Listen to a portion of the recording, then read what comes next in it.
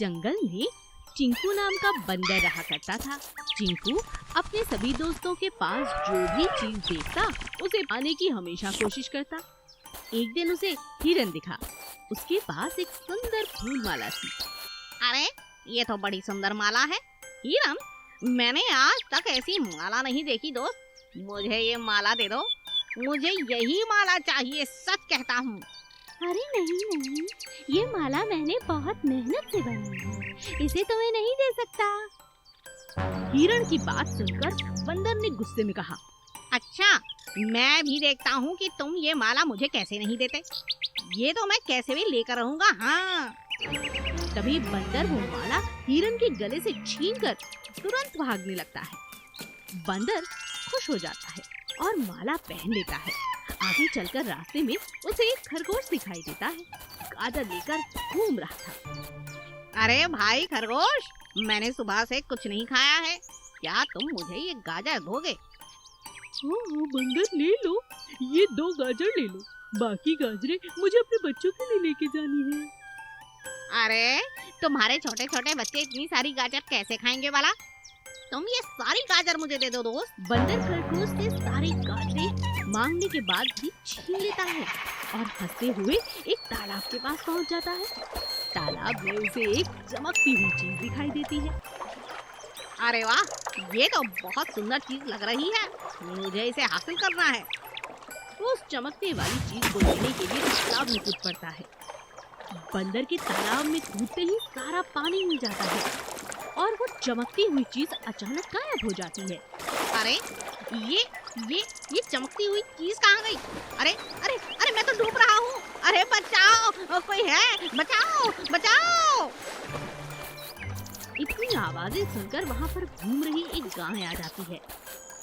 अरे चिंटू बंदर, लालच बुरी बला है।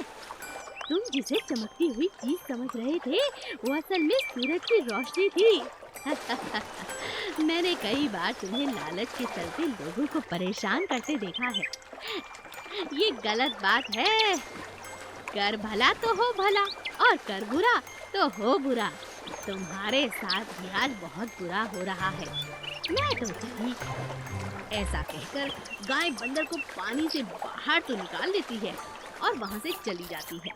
बंदर को अपने आप पर बहुत शर्मिंदगी महसूस होती है और वो अपनी आदतों में सुधार लाने की कसम खा लेता है।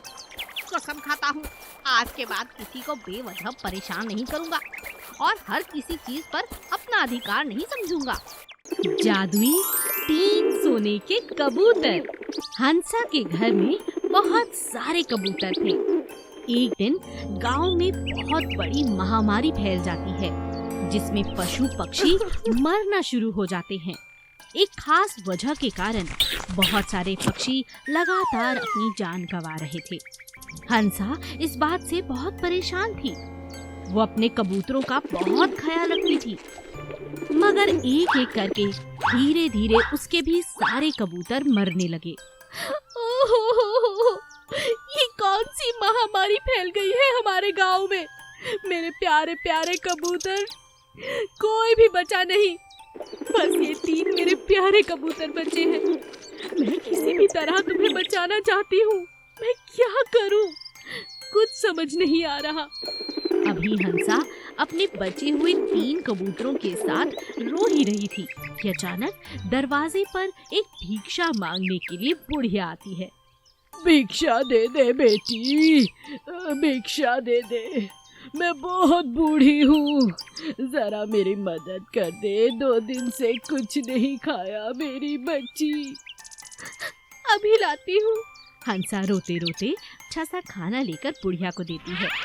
बुढ़िया खाना खा लेती है और फिर हंसा से पूछती है, अरे बेटी, बहुत बहुत शुक्रिया जो तूने खाना खिलाया, मगर तू रो क्यों रही है बच्ची? उदास लग रही है, बात क्या है? हंसा सारी बात उस बुढ़िया को बताती है। बुढ़िया अपनी झोली में से कुछ दाने लेकर हंसा को देती है। ये ले बिटिया, और तो मेरे पास कुछ नहीं, ये 3 दाने बचे हैं।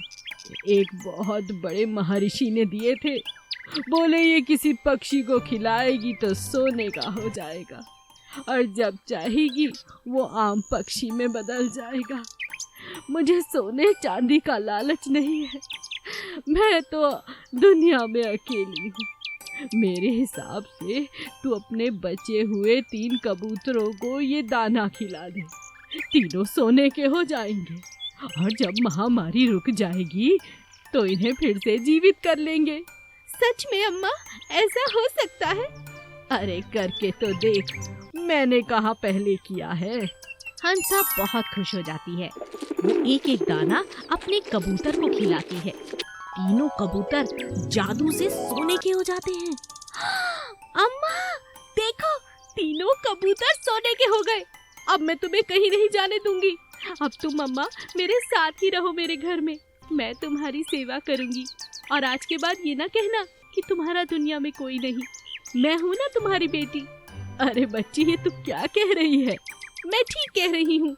और जैसे ही महामारी बंद होगी ना, तो हम अपने कबूतरों को दोबारा जीवित कर देंगे। ठीक है बच्ची, जैसी तेरी इच्छा। अब बुढ़िया बड़े आराम से हंसा के साथ खुशी खुशी एक परिवार की तरह रहने लगती है। हंसा अपने तीनों कबूतरों का बहुत ख्याल रखती थी। अब उसे डर नहीं था कि उसके कबूतर मर जाएंगे। बहुत जल्द शहर से डॉक्टर आते हैं, कुछ दवाएं देकर जाते हैं। अब महामारी बंद हो जाती है और एक दिन बुढ़िया के साथ बैठकर हंसा अपने सोने के कबूतरों को जीवित कर देती है और तीनों कबूतर फिर से जिंदा हो जाते हैं। अब हंसा की खुशी का ठिकाना न था। अरे वाह अम्मा, तुम बहुत अच्छी हो, शुक्रिया अम्मा। सफेद चूहा। टीटू नाम का एक सफेद रंग का बहुत खूबसूरत चूहा था। एक दिन वो अपनी माँ से कहता है, माँ, बहुत दिन हुए, मुझे मौसी की बहुत याद आ रही है। अगर तुम कहो तो आज मैं उनके जंगल जाकर उनसे मिलकर आऊं। हो बेटा, क्यों नहीं, तुम आज ही निकल जाओ।